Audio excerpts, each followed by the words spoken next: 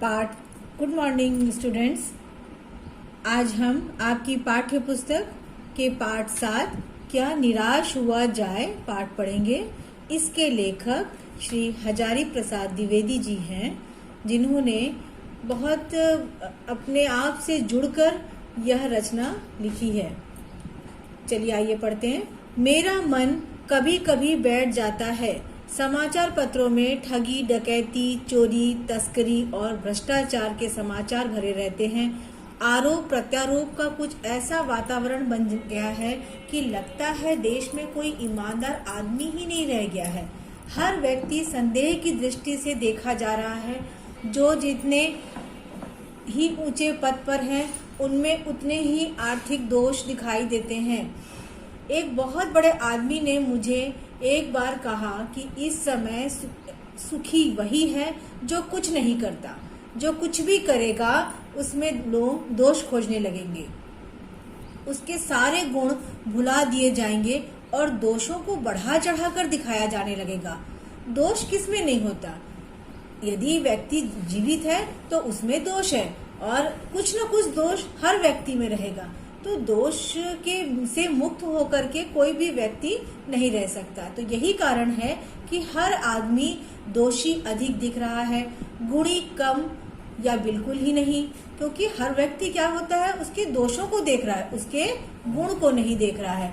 स्थिति अगर ऐसी है तो निश्चय ही चिंता का विषय है, क्योंकि हर व्यक्ति क्या कर रहा है कि दोषों को देख रहा है। क्या यही भारतवर्ष है जिसका सपना तिलक और गांधी ने देखा था?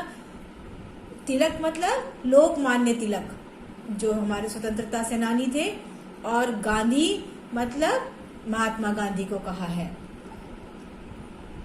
तो इसमें रविंद्रनाथ ठाकुर और मदन मोहन मालवीय का महान संस्कृति सभ्य भारतवर्ष किस अतीत के गड्ढर में डूब गया। आर्य और द्रविड़, हिंदू और मुसलमान, यूरोपीय और भारतीय आदर्शों को मिलने की मिलन भूमि मानव महासमुद्र क्या सूख ही गया? मेरा मन कहता है ऐसा हो ही नहीं सकता। हमारे महान मनीषियों ने सपनों का भारत है और वह हमेशा रहेगा। क्योंकि यह जो भारत की भूमि है उसे कहा जाता है कि वह सभी लोगों का सम्मान करती है और एक दूसरे का आदर करती है, इसीलिए इसे मानव महासमुद्र कहा गया है। लेकिन हम बुराई ढूंढ रहे हैं, इसीलिए कहा गया है कि क्या यह सूख गया है? यह सही है कि इन दिनों कुछ ऐसा माहौल बना है कि ईमानदारी से मेहनत करके जीविका चलाने वाले निरीह और भोले भाले श्रमजीवी पिस रहे हैं। देखिए, मेहनत करने वाले, जीविका चलाने वाले मतलब जीवन चलाने वाले, निरीह मतलब जो कि बिल्कुल निर्दोष हैं, और भोले भाले श्रमजीवी मतलब जो श्रम कर रहे हैं, और झूठ तथा फरेब का रोजगार करने वाले फल फूल रहे हैं, मतलब भ्रष्ट लोग आगे की ओर बढ़ रहे हैं। ईमानदारी की मूर्खता का पर्याय समझने जाने लगा है। ईमानदारी जो है उसको लोग क्या समझने लगे हैं कि मूर्ख है जो ईमानदार है। सच्चाई केवल भीरू और बेबस लोगों के हिस्से पड़ी है। ऐसी स्थिति में जीवन के महान मूल्यों के बारे में लोगों की आस्था हिलने लगी है। क्यों हिलने लगी है? क्योंकि लोगों को ऐसा लगता है कि जो ईमानदार है वह मूर्ख है और जो भ्रष्टाचार है से लिप्त है वह आगे की ओर बढ़ रहा है। भारतवर्ष ने कभी भी भौतिक वस्तुओं के संग्रह को बहुत अधिक महत्व नहीं दिया। उसकी दृष्टि से मनुष्य के भीतर जो महान आंतरिक गुण स्थित है, स्थिर भाव से बैठा हुआ है, वही चरम और परम है।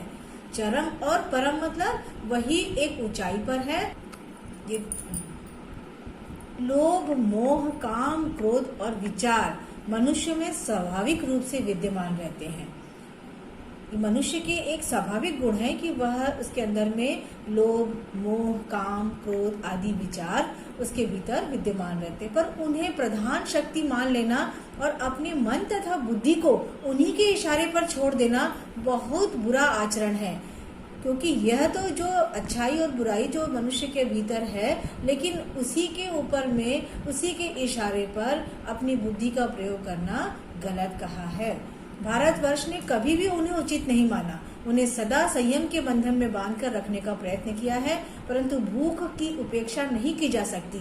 भूख की उपेक्षा मतलब कि वह व्यक्ति, जो इंसान अगर भूखा है तो उसके अंदर में अपनी भूख को मिटाने की, अपनी इच्छा को पूरा करने के बहुत से उपाय दिखाई देने लगते हैं और वह करने लगता है, लेकिन हमें ऐसा करना नहीं है। उसके इसी को बताते हुए कहते हैं कि बीमार के लिए दवा की उपेक्षा नहीं की जा सकती, गुमराह को ठीक रास्ते पर ले जाने के लिए उपायों की उपेक्षा नहीं की जा सकती।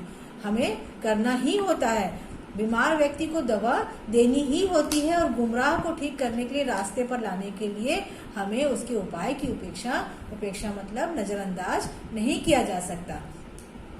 हुआ यह है कि इस देश के कोटि कोटि दरिद्र जनों मतलब गरीबों को हीन अवस्था को दूर करने के लिए ऐसे अनेक कायदे कानून बनाए गए। कायदे कानून बनाना मतलब नियम बनाए गए।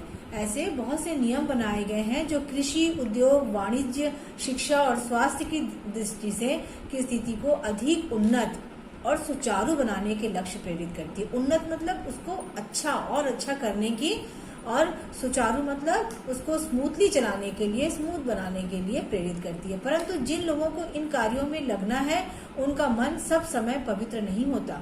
प्रायः वे लक्ष्य को भूल जाते हैं और अपनी सुख और सुविधा को और ज्यादा ध्यान देने लगते हैं। उनका लक्ष्य रहता है लोगों को अधिक से अधिक सुरक्षा देना, परंतु वे क्या करने लगते हैं कि वे सुख सुविधा की ओर ध्यान देने लगते हैं। भारतवर्ष सदा कानून को धर्म का रूप में देखता है। भारतवर्ष में जो कानून है वह उसे इस तरीके से माना जाता है जैसे कि वह कोई धर्म है।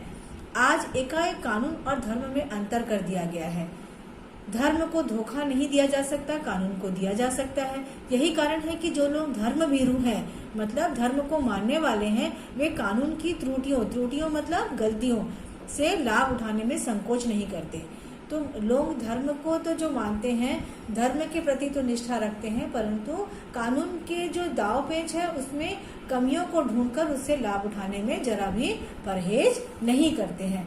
इस बात को पर्याप्त प्रमाण खोजे जा सकते हैं कि समाज के ऊपरी वर्ग में चाहे जो भी होता रहे, भीतर भीतर भारतवर्ष अब भी अनुभव कर रहा है कि धर्म कानून में बड़ी चीज है। अब भी सेवा, ईमानदारी, सच्चाई और आध्यात्मिकता के मूल्य बने हुए हैं। वे दब अवश्य गए हैं लेकिन नष्ट नहीं हुए हैं। आज भी जो व्यक्ति है वह सभी मूल्य उसके पास है, सभी अच्छी मौलिक चीजें उनके पास है, परंतु वे जो उनके काम करते वक्त, अपनी सेवा देते वक्त ईमानदारी, सच्चाई के मूल्य उनमें बने जरूर हैं, नष्ट नहीं हुए हैं, परंतु वो क्या करते हैं, मनुष्य से प्रेम करता है, महिलाओं का सम्मान करता है और झूठ और चोरी को गलत समझता है, दूसरे को पीड़ा पहुंचाने को पाप समझता है। हर आदमी अपने व्यक्तिगत जीवन में इस बात का अनुभव करता है कि समाचार पत्रों में भ्रष्टाचार के प्रति इतना आक्रोश है। यही साबित करता है कि हम एक ऐसे चीजों को गलत समझते हैं और समाज में उन तत्वों को प्रतिष्ठा कम करना चाहते हैं जो गलत तरीके से धन या मान संग्रह करते हैं। समाचार पत्रों में आप लोग अक्सर देखते होंगे, न्यूज में देखते होंगे कि जो लोग भ्रष्ट हैं उनके बारे में हमेशा आपको खबरें मिलती होगी। तो वो सब आप देखते हैं और इसके प्रति आपको घृणा भी आती है कि लोग ऐसा काम कैसे कर सकते हैं। समाज में उन तत्वों को प्रतिष्ठा कम करना चाहते हैं जो गलत तरीके से धन कमा रहे हैं, इसीलिए उन्हें रोकने के लिए यह जो अपना समाचार पत्र है और जो अपने मीडिया के जितने चीजें हैं उसमें इसे गलत माना जा रहा है। दोषों का पर्दाफाश करना बुरी बात नहीं है। बुराई यह मालूम होती है कि किसी के आचरण के गलत पक्ष को उद्घाटित करके उसमें रस लिया जाता है और दोषों घाटन की एकमात्र कर्तव्य मान लिया जाता है। मतलब जो किसी के आचरण के गलत पक्ष को ही दिखाया जा रहा है और लोग उसकी गलतियों में रस लेते हैं, आनंद लेते हैं। बुराई में रस लेना बुरी बात है, अच्छाई में उतना ही रस लेकर उजागर न करना और भी बुरी बात है।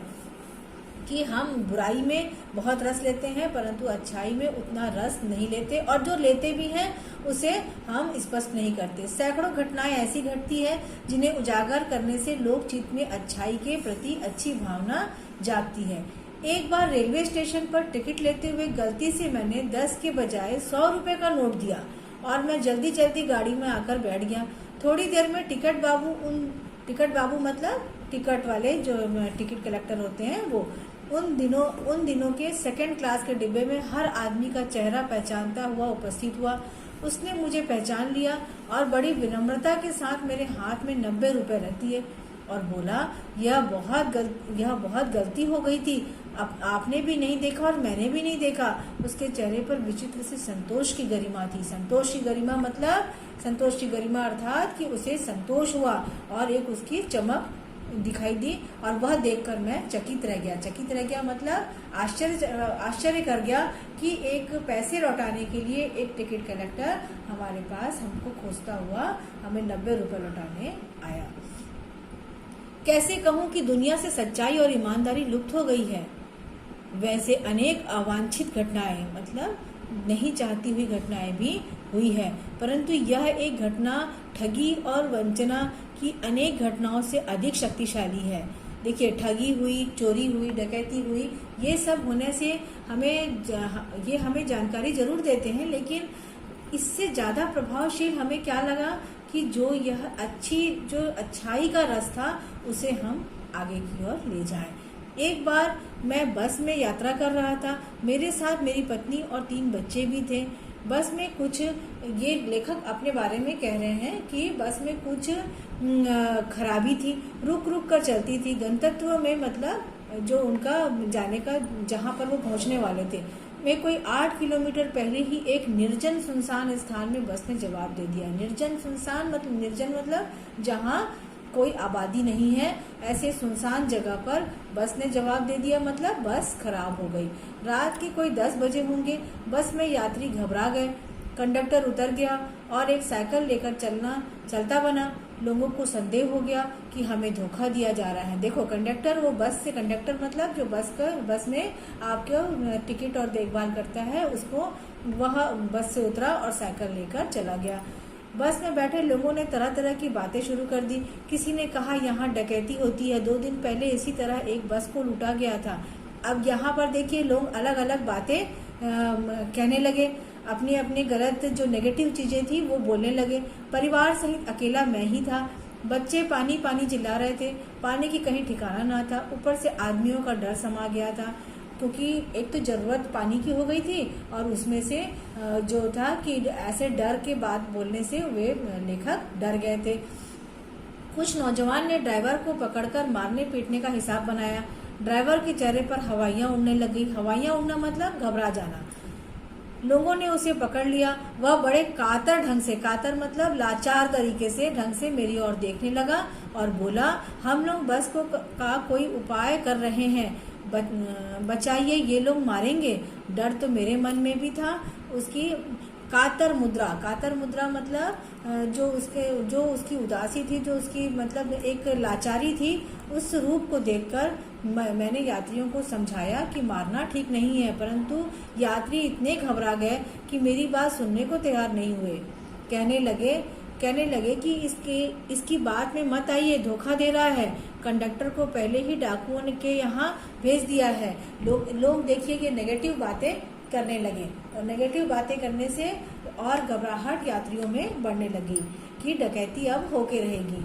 मैं भी बहुत ही भयभीत हो गया, क्योंकि माहौल ही ऐसा था। एक सुनसान निर्जन जगह पर बस खराब हो गई थी और मैं परिवार के साथ था, तो मैं बहुत भयभीत हो गया था मतलब डर गया था। ड्राइवर को किसी तरह मार पीट से बचाया। 1.5-2 घंटे बीत गए। मेरे बच्चे भोजन और पानी के लिए व्याकुल थे। मेरी और पत्नी की हालत बुरी थी। लोगों ने ड्राइवर को मारा तो नहीं, पर उसे बस से उतारकर एक जगह घेर कर रखा।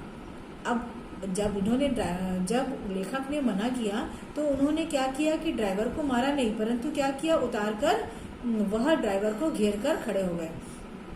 कोई भी दुर्घटना होती है तो पहले ड्राइवर को समाप्त कर देना, यह उन लोगों ने सोच के रखा था। क्योंकि कंडक्टर जा चुका था तो उन्हें लग रहा था कि इसने कंडक्टर को डाकुओं को लाने के लिए भेजा है, इसीलिए वह ऐसा कर रहे थे। मेरे गिड़गिड़ाने का कोई विशेष असर नहीं पड़ा। इसी समय क्या देखता हूँ कि एक खाली बस चली आ रही है और उस पर हमारा बस कंडक्टर भी बैठा हुआ है। उसने आते ही कहा, अड्डे से नई बस लाया हूँ, इस बस पर बैठिए।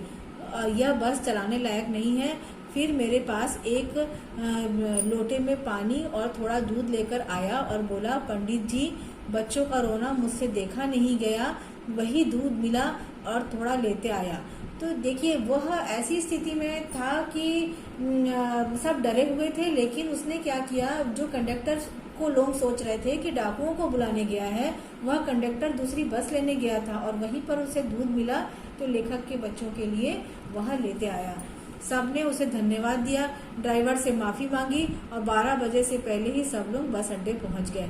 कैसे कहूँ कि मनुष्यता एकदम समाप्त हो गई है, कैसे कहूँ कि लोग दया माया रह ही नहीं गई है। जीवन में जाने कितनी ऐसी घटनाएं हुई हैं जिन्हें मैं भूल ही नहीं सकता। हम सबके जीवन में कई अच्छी घटनाएं भी होती है, लेकिन हम क्या करते हैं कि अच्छाइयों का रस ले करके लोगों तक पहुंचाने के बजाय हम बुराइयों को ज्यादा रस से दूसरों को बताते हैं। ठगा भी गया हूँ, धोखा भी खाया है, परंतु बहुत कम स्थलों पर विश्वासघात नाम की चीज मिलती है। केवल उन्हीं बातों का हिसाब रखो जिनमें धोखा खाया है, तो जीवन कष्टकर हो जाएगा। परंतु ऐसी घटनाएं भी बहुत कम नहीं है जब लोगों ने अकारण सहायता की हो। अकारण मतलब बिना किसी कारण के आपकी सहायता की हो। निराश मन को ढांढस बंधाया, ढांढस मतलब एक हिम्मत बंधाया, और हिम्मत बंधाई। कविवर रविंद्रनाथ ठाकुर ने अपने प्रार्थना गीत में भगवान से प्रार्थना की थी कि संसार में केवल नुकसान ही उठाना पड़े, धोखा ही खाना पड़े, तो ऐसे अवसरों पर भी हे प्रभु मुझे ऐसी शक्ति दो कि मैं तुम्हारे ऊपर संदेह न करूं। मनुष्य की बनाई विधियां गलत नतीजे तक पहुंच रही है। यह तो उन्हें बदलना ही होगा। वस्तुतः आए दिन इन्हें बदला ही जा रहा है, लेकिन अब भी आशा है कि ज्योति बुझी नहीं है। महान भारतवर्ष को पाने की संभावना अभी भी बनी हुई है और बनी रहेगी। मेरा मन कवि अपने मन से कह रहा है कि निराश होने की जरूरत नहीं है। हम सब के जीवन में कई अच्छाइयाँ भी आती हैं और कई बुरे अनुभव भी होते हैं। तो जो अच्छे अनुभव होते हैं उसे हमें दूसरों के साथ जरूर रस से साझा करना चाहिए, जिससे कि दुनिया में मनुष्यता जिंदी है यह सबको एहसास हो सके। उम्मीद है आप लोगों को यह पाठ अच्छे से समझ में आ गया होगा और इससे आपने एक शिक्षा भी ली हुई होगी कि हमें अच्छाइयों को कभी भी नज़रअंदाज नहीं करना चाहिए और बुराइयों से निपटने का प्रयास करना चाहिए। इसके प्रश्न उत्तर आपको दे दिए जाएंगे। आप इसके प्रश्न उत्तर अपने फेयर कॉपी में लिख लेंगे और इसके शब्दार्थ भी लिखेंगे।